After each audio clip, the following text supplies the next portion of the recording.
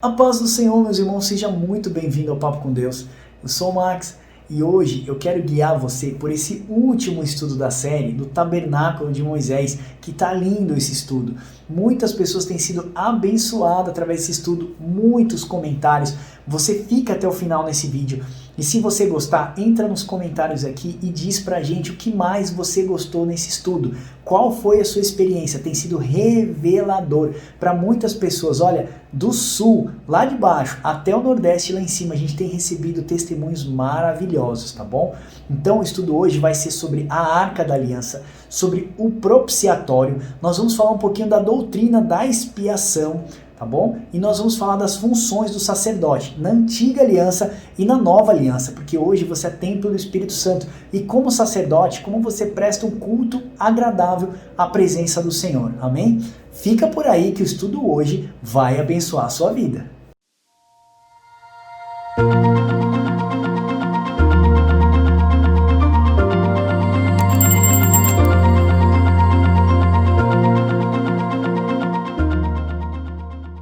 Vamos lá, vamos terminar esse estudo aqui que ele tá maravilhoso, tá abençoando muitas vidas. Eu tenho recebido testemunhos do Brasil inteiro e tenho ficado muito alegre, muito contente com tudo que eu tenho visto. Se você tá chegando por aqui e ainda não viu os outros vídeos dessa série, eu vou pedir para você, por favor, procura aqui no nosso YouTube, você vai ver todos os outros vídeos dessa série, chama Série Tabernáculo de Moisés. Ou pesquisa aí no Google também, Papo com Deus, Série Tabernáculo de Moisés, você vai ver todos os vídeos, tem sido abençoador. Você sabe que você é templo do Espírito Santo, ok, mas nós precisamos saber os ofícios de um sacerdote que serve no templo do Espírito Santo. Para entender isso, a gente precisa olhar para a antiga aliança. Deus mostra que tudo que era sombra se tornou realidade, mas nós temos a antiga aliança que nos ensina, nos dá os conceitos e os preceitos do Senhor. Tá tudo na antiga aliança e nós vamos fazer isso agora. Vamos lá? Vamos embarcar comigo nessa jornada rumo ao conhecimento da palavra de Deus? Bora lá? A Arca da Aliança, ó. A Arca da Aliança, eu já falei que ela foi feita de madeira de acácia. E por que madeira de acácia? Madeira de acácia era uma madeira dura de se tratar. Então Deus estava apontando para a natureza humana, que é muito difícil de ser tratada, ok? E revestida de ouro, que simbolizava a natureza divina. Aliás, são 6.000 anos que Deus está tratando com o homem para poder colocar as leis do homem, ó, dentro do coração. As leis morais do Senhor dentro do coração do homem. Para você ver como o homem tinha um coração duro. Então as leis do Senhor foram escritas em quê? Pedras, né? Deus escreveu suas leis em pedras, que simbolizavam o coração duro do homem. Vamos lá? Então, dentro dessa arca aqui, ó, pessoal, ó, que tem os dois querubins aqui, ó, que preservavam a santidade do Senhor, havia o quê? As 2 tábuas do testemunho, a vara de Arão florida e um pote de ouro com maná que foi dado lá no deserto. Deixa eu fazer um parênteses aqui para falar, você está vendo os 2 querubins aqui ungidos, eu já vou fazer alusão para você às 2 casas de Israel, os 2 ungidos na presença do Senhor, são as 2 testemunhas do Senhor, tá? Que estão guardando o quê? A santidade do Senhor. Então, igreja, nós somos responsáveis por guardar a santidade do Senhor. Isso está na oração do Pai Nosso, né? Jesus ensina a trazermos e a guardarmos a santidade do Senhor, tá bom? Então, vamos voltar aqui para o estudo, e isso eu estou mostrando para você que é ofício nosso, guardar a santidade do Senhor. Guardar a santidade do Senhor é ter bons exemplos, bom testemunho sobre a face da terra, tá bom? Vamos lá. Então vamos mostrar isso. Como sombras na antiga aliança, as 2 tábuas dos testemunhos guardavam as leis morais do Senhor. A vara de Arão simbolizava que o desejo do Senhor seria cumprido. Arão foi o sumo sacerdote. E o pote de maná mostrava que Deus alimentou seu povo no deserto. Quero fazer um parênteses para falar aqui da vara de Arão, que houve um conflito no meio do povo, dizendo assim, quem seria o sacerdote, quem seria o sumo sacerdote. E aí o povo falou que Arão, por ser irmão de Moisés, estava sendo privilegiado. E Deus falou, então faz o seguinte, pega lá a vara de cabeça de cada tribo, coloca dentro lá do átrio, do local santo, e aquela vara que florescer no dia seguinte foi a vara que eu escolhi para que fosse sumo sacerdote no tabernáculo, e só a vara de Arão floresceu. Inclusive, se não me engano, foi amendoeiras ou amêndoas que cresceu na vara de Arão. Deus está simbolizando que o seu desejo seria realizado. Então Deus estava escolhendo Arão para ser o sumo sacerdote, assim como Deus nos elegeu para sermos um reino de sacerdotes. Então vamos lá já para a nova aliança, que eu já estou dando insight para você da nova aliança, né? As 2 tábuas do testemunho são as 2 testemunhas diante do Senhor, que hoje tocam trombetas e anunciam a volta do Messias. São os 2 ungidos na presença do Senhor, são as 2 testemunhas do Apocalipse. Veja lá em Zacarias, os 2 ungidos, e Apocalipse são as duas testemunhas. Então, Zacarias fala isso, ó, os dois ungidos que estão na presença do Senhor são as duas casas de Israel. Lá em Apocalipse mostra os dois candeeiros que estão na presença do Senhor, fala, são os meus ungidos. Se eu não me falha a memória, Apocalipse 1:9 fala que o mistério das 7 estrelas que viste, né, são 7 anjos das 7 igrejas, os 2 candeeiros são as 7 igrejas da Ásia que estão na minha presença. Então, as duas testemunhas do Senhor não são Moisés e Elias que virão no mundo, são judeus e gentios, casa de Judá e de Efraim, sobre a unção, sim, de Moisés, de Elias e dos demais profetas que o Senhor vai derramar na última hora, tá bom? Aí eu coloquei aqui, ó, a vara de Arão que floresceu simboliza que o Senhor nos elegeu para sermos o quê? Sacerdotes na presença do Senhor, ok? E o pote de maná aponta para Cristo, que é o pão vivo que desceu do céu. Então aquilo que era só um símbolo, antigamente ficava guardado dentro da arca, agora nós sabemos, o Senhor nos elegeu para sermos o quê? Sermos sacerdotes, né? Sacerdote aonde? Nesse templo chamado Espírito Santo. Então fica aí, a gente precisa entender melhor as funções desse tabernáculo para a gente poder glorificar o nome do Senhor. Tá aqui, ó, as 2 tábuas do testemunho, a vara de Arão e o pote de maná. Tá joia? Vamos lá agora dar uma avançada aqui. Propiciatório, irmãos, o que é propiciatório? Tá aqui, ó, é a tampa que selava a arca da aliança. Tá vendo aqui, ó, os 2 querubins guardando a glória do Senhor, como você vê lá no livro de Isaías. Os 2, Ezequiel também, os 2 querubins guardando a glória do Senhor. Sabe o que está mostrando aqui? Ó? As 2 testemunhas do Senhor que Deus fala lá em Zacarias, os meus 2 ungidos. Está lá em Apocalipse, os meus 2 ungidos. Quem é responsável de guardar a glória do Senhor? Somos nós, irmãos. Tem até na oração de Jesus Cristo lá do Pai Nosso. Nós devemos guardar a santidade de Deus. É responsabilidade da igreja guardar a santidade de Deus. E como eu guardo a santidade de Deus? Sendo louvor da glória de Deus e testemunho vivo para as nações. Lembra? Você não acende uma candeia para você colocar debaixo da mesa. Você acende uma candeia e você coloca em cima de um monte. Então nós somos responsáveis de guardar a glória do Senhor, tá bom? Guardar a santidade de Deus. Ó. Então vamos lá, para o estudo propiciatório. A tampa que cobria a arca da aliança era chamada de propiciatório. Ela possuía 2 querubins, um de cada lado, olhando para baixo com as suas asas unidas. São elas que guardam a santidade do Senhor dia e noite. Nas sombras, na antiga aliança, o sangue do cordeiro era morto e era derramado sobre a tampa da chamada propiciatório, uma vez ao ano, para perdão do pecado do povo. O sangue fazia expiação pelos pecados do povo, ou seja, encobria o pecado do povo. Por isso que eu falo que a gente precisa aprender mais sobre doutrina da redenção, doutrina da expiação, e a gente aprende muitas outras coisas às vezes na igreja e não aprende isso que é o básico e o mais importante, porque o objetivo real do Evangelho de Jesus Cristo é redimir o homem, é fazer expiação pelos pecados do homem, amém? Então, assim, aqui ficou como sombra na antiga aliança, e na realidade, na nova aliança, Jesus é o nosso propiciatório. O seu sangue, de uma única vez, fez expiação pelos nossos pecados. Por isso, podemos receber o perdão de Deus, mudarmos de vida e passarmos a entrar no Santos dos Santos com as nossas orações. Então, assim, é maravilhoso quando a gente entende que Cristo é quem fez a propiciação dos nossos pecados. Cristo é a tampa da nossa arca. É Cristo quem faz propiciação. A doutrina da expiação é encobrir os pecados. Nós vamos falar disso um pouquinho mais à frente, ok? Então, assim, Cristo fez a expiação dos nossos pecados. Cristo é o nosso propiciatório. A Bíblia não fala, não pecais, irmãos, mas se pecares, lembrai-vos que vocês têm um advogado no céu junto ao Pai. Quem é esse advogado? Jesus Cristo. Então é ele que faz propiciação dos nossos pecados. Então, ó, isso na nova realidade. Então, assim, ó, Jesus voltará à terra e de uma vez por todas fará expiação de todos os pecados em definitivo. Isso aí nós vamos estudar. Eu tenho um vídeo aqui no canal falando sobre o moede de Deus, as festas. Então nós vamos entender que as 3 últimas festas são trombetas, expiação e tabernáculos, tá? Trombetas é a igreja anunciando a volta de Cristo, tocando trombetas e anunciando a volta de Cristo. Expiação é quando Cristo desce e expia os pecados definitivamente da humanidade e cumpre-se as 70 semanas de Daniel, que se essas transgressões expiam-se os pecados em definitivo, né? E a última é a festa dos tabernáculos, onde nós vamos reinar com o Senhor durante 1000 anos e vamos ser cura para as nações. A igreja do Senhor será cura para as nações. As nações estão doentes nos dias de hoje, tá bom? É isso que nós vemos.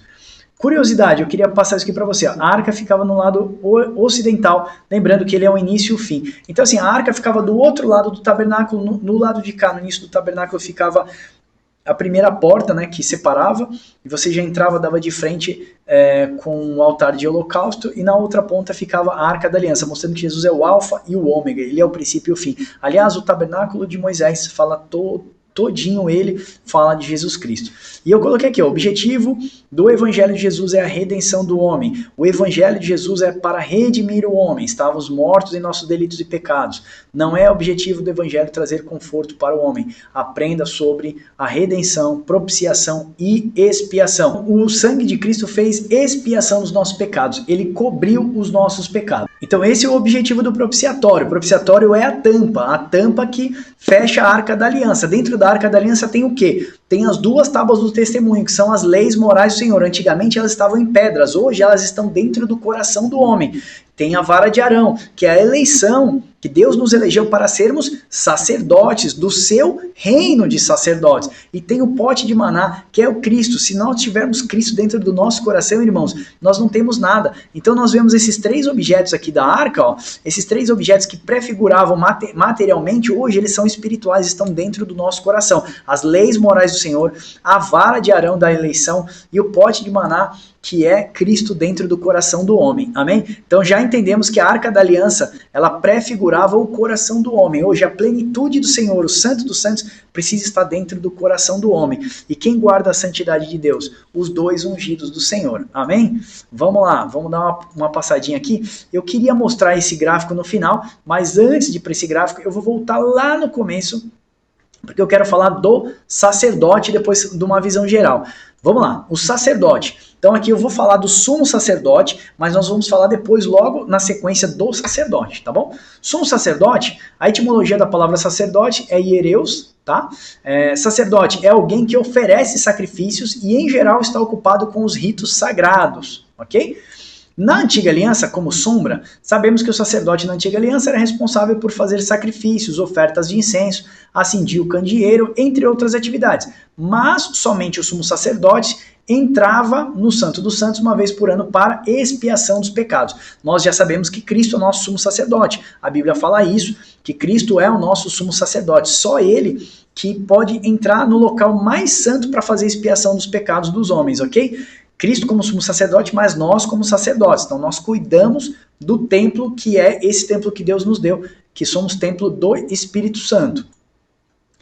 E outro parênteses, lá em Apocalipse nós vemos, em Apocalipse 1 nós vemos, João fala assim, e eu vi voz como de trombeta, e quando olhei, vi um homem cingido, o filho do homem cingido de vestes talares, andando no meio dos 7 castiçais. Então Jesus está ali, vestido de sumo sacerdote, acendendo a candeia, os 7 candeeiros de ouro, que é símbolo do azeite vertendo na sua igreja. Jesus está mantendo a chama do Espírito Santo vertendo dentro da sua igreja. A imagem que João vê nada mais é do que a função do sumo sacerdote, Jesus cuidando da igreja do Senhor, tá bom? Na realidade, na Nova Aliança, Jesus, o sumo sacerdote, é ele quem nos ama e pelo seu sangue nos libertou de nossos pecados e nos constituiu um reino de sacerdotes para seu Deus e Pai, e a glória e o domínio pelos séculos dos séculos. Está lá em Apocalipse 1:5, tá bom?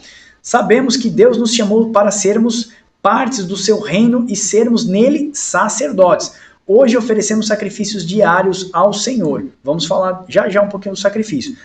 Quando nos entregamos a Cristo, passamos a viver uma vida para a glória de Deus, observando a sua palavra, vivendo avivados pelo seu Espírito, oferecendo sacrifícios diários, nos abstendo do pecado, orando a Deus, em cada atitude nossa glorificando o nome do Senhor. Essa é a vida de um cristão, ser um eterno sacerdote, certo? Eu queria falar sobre a curiosidade, no peito aqui, do sumo sacerdote, tinha 12 pedras, simbolizando as 12 tribos de Israel. Está até lá no Apocalipse também. Lá em Êxodo 28, do 4 ao 42, mostra isso, e lá em Apocalipse também mostra as pedras preciosas que estavam na Nova Jerusalém que descia do céu. Se você já sabe, você estuda comigo, você sabe que lá aqui Apocalipse 21:9 mostra que a Nova Jerusalém que descia do céu é a noiva do Cordeiro glorificado, ou seja, a igreja do Senhor glorificada. E lá mostra as 12 portas, os 12 fundamentos e mostra 12 pedras. Por que será? Porque nós somos um reino de sacerdotes para o Senhor. Então aqui eu mostrei a veste do sumo sacerdote. Agora eu queria te mostrar aqui no comecinho, Ou aqui mesmo? Não, aqui mesmo. Vamos lá. Olha, a gente já estudou praticamente todos os objetos. Então, a gente sabe o seguinte, olha, chegando aqui, passando por essa porta, deixa eu ver se eu consigo puxar aqui para você enxergar. Passando por essa porta aqui, você vai dar de cara com o altar de sacrifício, ou seja, está dizendo que para entrar na presença do Senhor, nós precisamos renunciar, morrer o nosso eu, não vivo mais eu, mas Cristo vive em mim. Lembra quando você aceita Jesus? Você precisa morrer. Paulo fala, você precisa morrer. Quem está sentado no trono da sua vida hoje? Se ainda é você, então você não morreu. Você precisa renunciar. Eclesia, que a igreja significa chamados para fora. Nós fomos chamados para fora. Então, irmãos, passou aqui pela primeira porta e chegou aqui, ó, altar de sacrifício. É local de morte. Precisamos morrer para o Senhor. Tá aqui, ó, a pia de bronze mostra ali que a purificação pela palavra de Deus mostra também um símbolo do batismo. Nós morremos ali e ressuscitamos nas águas do batismo. Então, lembra do que Jesus disse? Assim, vós já estáis limpo pela palavra que eu vos tenho dito. Então, que limpa o homem? A palavra do Senhor. Se você não tem contato com a palavra, sinto muito, meu irmão, você vai andar em sujeira, tá bom? E aí, você se purificou aqui, aí tudo bem, agora você pode entrar no local santo para oferecer sacrifício ao Senhor.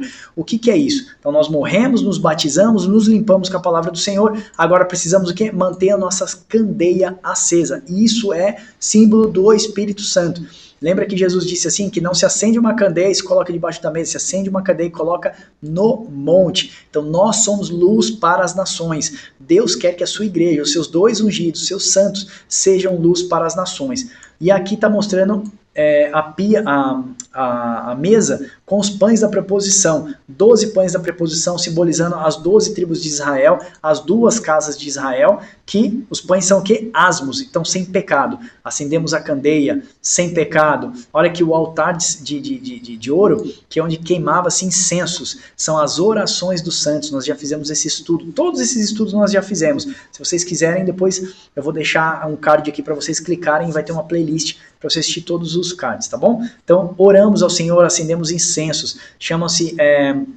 incensos da manhã e tardes, que era queimado no templo, incenso das manhãs e tardes. São as orações dos santos, as orações que você faz antes de ir trabalhar, as orações que você faz antes de se deitar. E aqui dentro, no santo do santo, no coração mais íntimo do homem, lá na alma do homem está onde?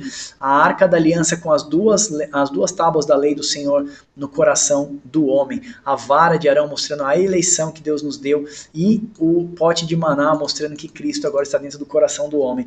Nós passamos por todos esses objetos aqui embaixo. E isso foi revelador tanto para vocês quanto para mim. Quanto mais eu estudo, mais eu aprendo também. E Deus me abençoa. Então eu queria mostrar para vocês, irmãos, você vai na igreja? Amém. Glória a Deus que você vai na igreja. Você canta ao Senhor? Amém. Esse é o seu culto que você dá a Deus? Eu vou no domingo e canto bastante ao Senhor. Irmão, nós precisamos aprender que se nós somos sacerdotes desse templo que é o Espírito Santo, nós precisamos aqui, ó, sacrificar aquelas coisas que aparecem pra gente todos os dias, nos limparmos na palavra do Senhor, fazermos as nossas orações, nos mantivermos sem pecado, sermos ungidos do Senhor, acendermos a nossa candeia aqui, ó, para todas as nações da terra e os povos aprenderem com a gente. Nós precisamos aqui queimar incenso na presença do Senhor com as nossas orações, intercessões dos santos, e depois termos dentro do nosso coração as leis morais do Senhor, entender os nossos ofícios, o para que nós fomos chamados, para abençoar outras vidas e através de nós irmos por todo mundo levar esse evangelho. Amém? Deixa eu agora fazer a finalização com você aqui no finalzinho, que eu gosto demais dessa parte. E eu quero ler com você. Olha só, eu vou mostrar aqui agora o tabernáculo de Moisés, o templo de Salomão e a nova Jerusalém que descia do céu. É fantástico isso daqui, olha só. Pega comigo aqui, ó. Deus diz a Moisés para fazer um tabernáculo para o Senhor habitar no meio do seu povo. Perceba isso, Deus no meio do seu povo. Essa é a expressão Emanuel, que significa o quê? Deus conosco. Tá aqui nessa imagem aqui, ó, reveladora. Eu vou até puxar aqui um quadradinho aqui, ó. Tá vendo aqui, irmãos? Olha. Olha onde a Arca da Aliança ficava, no meio. Deus mostrava que queria um povo que fosse teocêntrico, ou seja, que fosse Deus no centro. E você já consegue ver da forma como Deus mandou dispor as tribos, no leste, oeste, norte e sul, você vê que já simbolizava uma cruz, que Cristo haveria de sacrificar por nossas vidas, amém? Então nós vemos aqui que Deus queria um povo que fosse teocêntrico. Isaías capítulo 7 fala exatamente isso, ó. O Pai mesmo vos dará um sinal, eis que a Virgem conceberá e dará luz a um filho, se chamará o quê? Emanuel. Deus queria estar no meio do seu povo. Emanuel significa Deus conosco. Quando Jesus veio andar com os discípulos, era Deus conosco. Mateus capítulo 1, 23. Eis que a virgem conceberá e dará luz a um filho. Ele se chamará o quê? Emanuel, Deus conosco. Falou na antiga aliança, mostra na nova aliança a conclusão. Deus criou tudo com perfeição, a terra, mares, animais e o homem. Deus viu que tudo era bom. O Senhor faz um projeto de morar na terra com o homem, mas o homem quer ir morar no céu com Deus. Precisamos entender que o projeto de Deus e a partir daí nos posicionarmos para sermos reis e sacerdotes do seu reino aqui na terra. Irmãos, Deus fala por toda a Bíblia que está erigindo para si uma morada. Efésios 2:22. Estou erigindo para si uma morada no meu espírito pela eternidade. Deus quer descer e reinar com os homens na terra, mas os homens querem subir e reinar com Deus nos céus. E Deus fez a terra e Deus viu que tudo era bom, a terra é perfeita. Deus sonha em habitar na terra com os homens. E é isso que nós vemos lá em Novos Céus e Nova Terra, em Apocalipse 22, tá bom? Então, eu estou falando porque tem uma esquizofrenia espiritual. Deus está querendo descer e você está aprendendo que você tem que subir. Então fica um pouquinho meio complicado isso daí, né? Vamos lá?